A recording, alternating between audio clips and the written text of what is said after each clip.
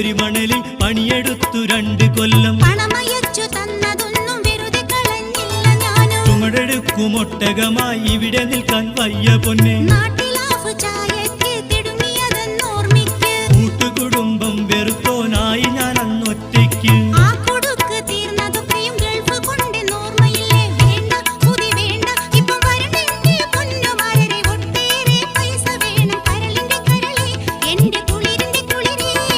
നാട്ടിൽ പോയി വന്നോർ വിശേഷമോതും ആ നേരത്തെന്നാശ പറന്നുയരും